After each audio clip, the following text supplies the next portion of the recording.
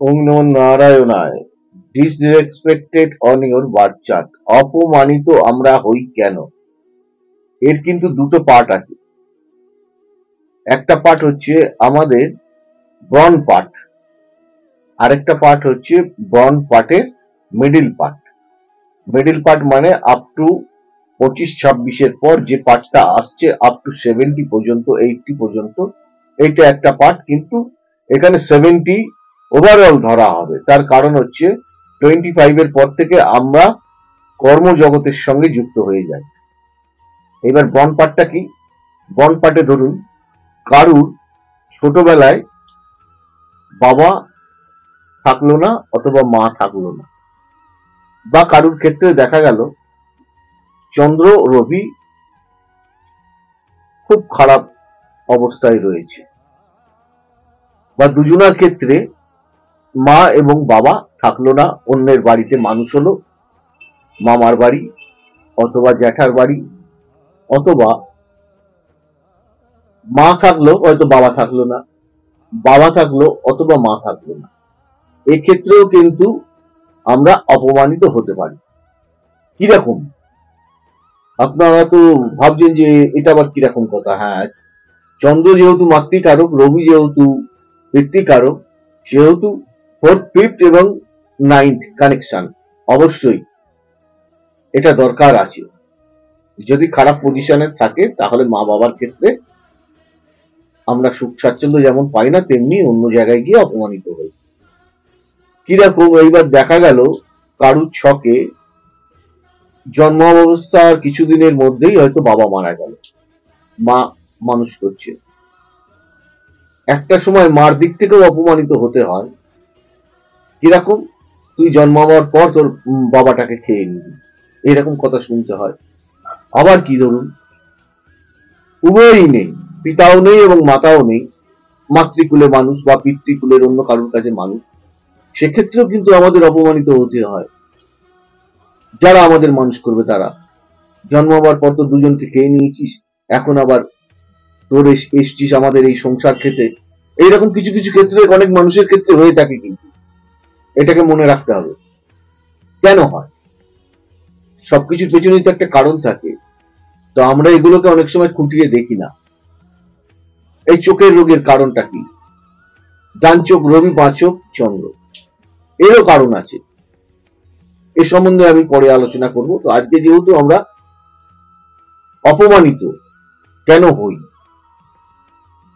এটা আমাদের পরিবার থেকেও আসতে পারে, পারিপার্শ্বিক দিক থেকেও আসতে পারে, শিক্ষাগুরুর ক্ষেত্রেও আসতে পারে, আবার বন্ধু বান্ধবের ক্ষেত্রেও আসতে পারে, যেখানে চলাফেরা করি, মেলামেশা করি।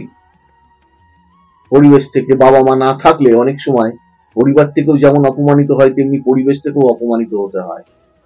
আবার দেখা যাবে যে জুপিটার গন্ডগোল থাকলে, রবি গন্ডগোল থাকলে, চন্দ্র গন্ডগোল থাকলে আমাদের গুরুস্থানীয় এদের থেকেও কিন্তু অপমানিত হতে হয়। অনেক সময় দেখা যায় কি বন্ধু বান্ধবের দিক থেকেও আমাদের অপমানিত হতে হয়,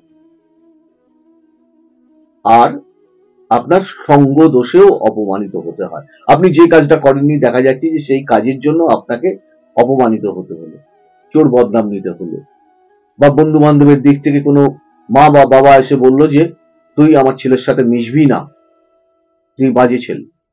এটাও তো একটা অপমানিত যোগ। আর কি যোগ আসছে? কর্মক্ষেত্রের যোগ। কর্মক্ষেত্রের যোগটা একমাত্র এটা নির্ভর করবে হচ্ছে আপনার কাজ জানার উপরে। কর্মক্ষেত্রেও কিন্তু আমাদের অপমানিত হতে হয় বসের কাছ থেকে, অনেক সময় কলিগদের কাছ থেকে, নিচু ক্লাসের যারা রয়েছে কাজ করছে তাদের কাছ থেকেও অপমানিত হতে হয়। এটা আপ টু 25 থেকে ধরতে পারেন 65 ইয়ার, ওভারঅল 70, এইটুকু টাইমের মধ্যে। এটাও কিন্তু নির্দেশ করে হচ্ছে আমাদের রবি গ্রহ, চন্দ্র গ্রহ, জুপিটার গ্রহ। ওভারঅল দেখুন আপনার ছকে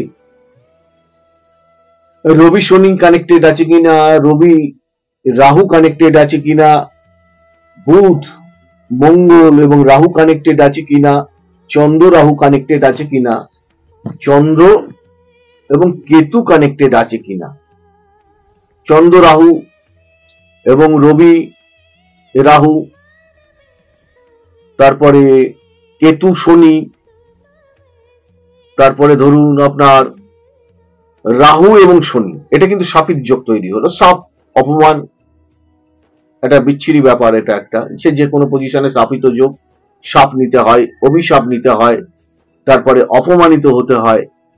ওভারঅল যদি আমাদের প্ল্যানেটে ব্যাড জায়গায় যদি এই কটা গ্রহ অবস্থান করে থাকে, তাহলে জানতে হবে যে আমাদের যে কোনো ক্ষেত্রে অপমানিত হতে হয়। এবং প্রথম কথা হচ্ছে পিতৃমাতৃ হানি হতে হয়, আর হচ্ছে আমাদের সমাজের দিক থেকে মান সম্মান টুকুনি আমরা পাই না। অতএব এই ছকগুলোর ক্ষেত্রে আপনারা একটু সতর্ক হবেন। ওভারঅল অল প্ল্যানেটের বিচার করার প্রয়োজন আছে। এক একটা ক্ষেত্রে এক এক রকম গ্রহ কাজ করে। আমি সংক্ষেপেই অনুষ্ঠানগুলো করছি, তাও ধরুন 6 মিনিটের ওপর হয়ে গেল। আপনারা দেখুন এবং তার প্রতিবিধান নিন এবং মেনে চলার চেষ্টা করুন। যে কথাগুলো বললাম প্রতিবিধান নিয়ে মেনে চলার চেষ্টা করুন, তাতে হয়তো অপমানিত কম হবেন। ঈশ্বর আপনাদের সকলের মঙ্গল করুন। যদি অনুষ্ঠানগুলো ভালো লাগে তবেই লাইক শেয়ার সাবস্ক্রাইব করবেন, নচেত নয়। ভালো থাকুন, সুস্থ থাকুন।